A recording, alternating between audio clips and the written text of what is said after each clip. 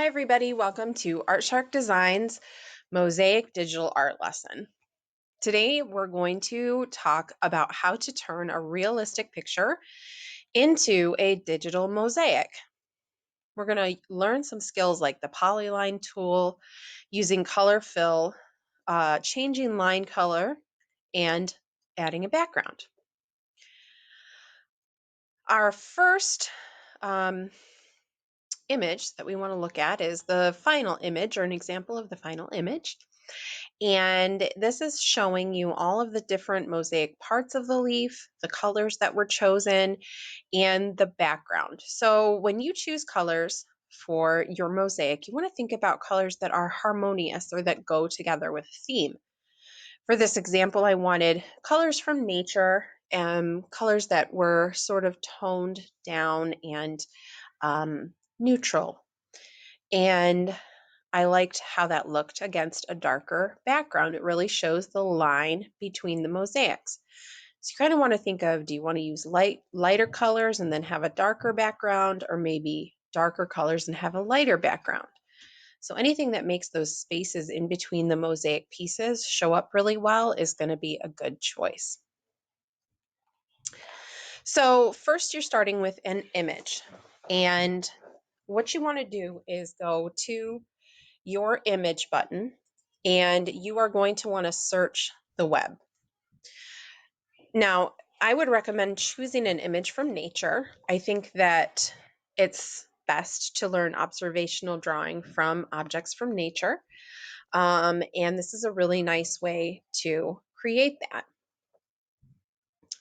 You could do this with any image, though. You could create an animal, maybe a food, um, any other types of images you could create this way. You could even do like cartoon figures or action figures this way. You could turn any image into a mosaic. So when you choose your image, you're going to want to choose one that you like and that you think would make a cool mosaic. So I chose this green leaf here. So you're going to choose it and click insert. Okay.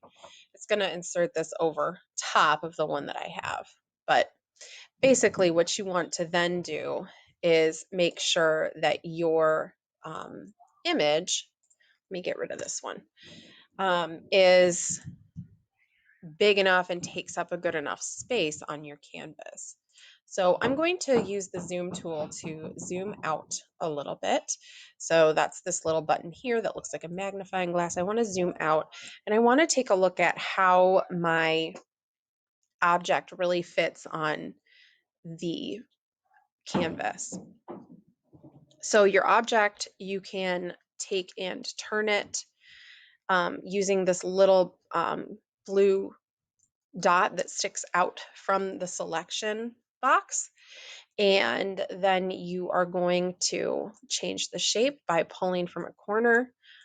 We never want to change the shape by pulling from the middle, because that's going to deform our image. So anytime you want to undo anything, you can press this little back arrow button and it will undo that step. So always try to use the corners and this tool to kind of make it fit the way that you want it to fit on your canvas, so that it can take up as much space as possible, so that it looks pretty centered. Sometimes you'll get that red line that will show you that it's centered. And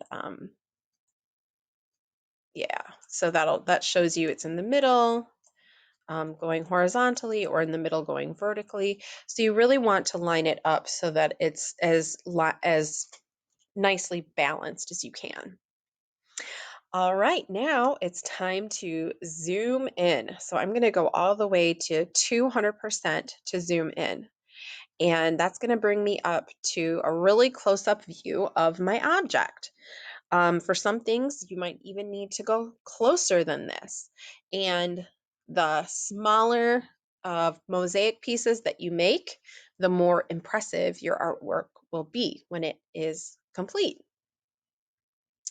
So the next uh, tool that you're going to choose is from this line tool here. Okay. And you're going to pull down and go to the polyline tool. You're going to click on that and it's going to come up with a plus sign. And then you're going to look at the first shape that you might want to create. I'm going to start at the tip of the leaf and I am going to click on a point in the tip of the leaf. And you can see it kind of gives you this little anchor. Okay, it's almost like you have a string that is stuck to the artwork now. So you're going to pull that string so that it follows along the shape that you want to create and click again, and it will make another anchor. So anytime you click, it creates an anchor or an angle for you. So I am going around this shape and I am going all the way back to the beginning of the first anchor that I put down. And when I click on that first anchor, it's going to turn it into a digital vector graphic shape. So I've traced part of my leaf and now I am going to change the color. So we go to the bucket fill and we're going to choose a color. I'm going to choose this gold color. Okay. Now, if I click off of it, you can see kind of that there is an outline around that shape. Okay. I want to get rid of that outline. And so I would recommend that you guys do this to all of your shapes as well. After you use the bucket fill, go over to the next tool over, which is the border color, and mark it as transparent. That will take away the border color and it will make it look more like a mosaic piece against your background. Okay. All right, time to go back to the polyline tool. I just click on it to change my tool. Now I see that there's a plus sign and I go ahead and um, go and start to make anchors, clicking around. Now, here's one thing that can happen. Okay, if you make too many anchors in a row, if you click too many anchors too close together, it can stop as a line before it's created a whole shape. You don't want that. So go ahead and just delete it and click on your polyline tool again and start over. So you don't want to make your anchors every time that you click, you don't want to make your anchors too close together. So kind of stretch that string out and make it go as far as you can before making the next anchor. Come all the way back to where you started, click on it, and it will automatically turn into a shape. Now to pick my next color. And again, I'm thinking about color harmonies, so I might want to go with all warm colors, all cool colors, or all neutral colors. Maybe I want to stick on this row and do a rainbow of colors, but the same tone. So really think about what colors it is that you want to add. And don't forget to take away your line color. Click it and add it as transparent on each one. Okay. One thing I would caution you of is accidentally moving your pieces. You don't want to move them. You want them to stay exactly where they are. So you don't have to do anything to them once you've created the shape and once you've filled it in. All you have to continue doing now is tracing right over all of your shapes again with your polyline tool and making those anchors. And like I said, the smaller you make these shapes, the more impressive your mosaic is going to be when it's complete. You can see I'm not doing super, super small sections, but if you wanted to, you certainly could make them even smaller than what I'm making them. Whoops, I accidentally moved my picture underneath the mosaic. So I'm going to go to the undo button and it will move it right back. Okay. So make sure that you are really careful about what you're selecting and what you are moving around with, what tools that you are using. And basically now we are just going to continue these same exact steps throughout the whole object. So selecting it with the polyline tool, changing its color, making the outline transparent, done. Okay.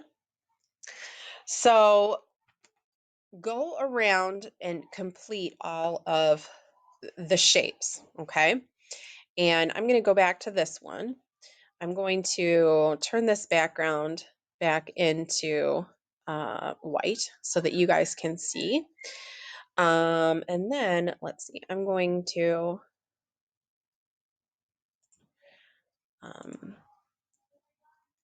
place this leaf, even though it's not exactly the same as the other one. I'm going to show you what it looks like to have the leaf behind it.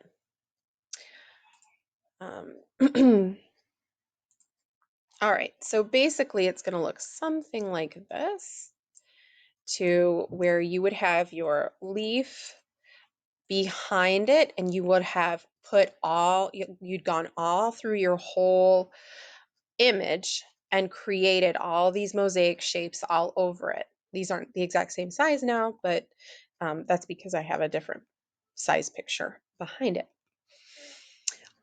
So what you would need to then do is make sure that you select the picture behind the mosaic leaf, okay? And then you would want to delete it. So just go ahead and delete it, and then you'll see your full mosaic. I'm going to, let's see, zoom out. So I have 100%. I can see my whole mosaic there. It looks pretty cool just on the white, but it looks even better if you put a colorful background on it. So I'm going to click on background and I'm going to click a color. I really liked this dark magenta, so I'm going to go for that.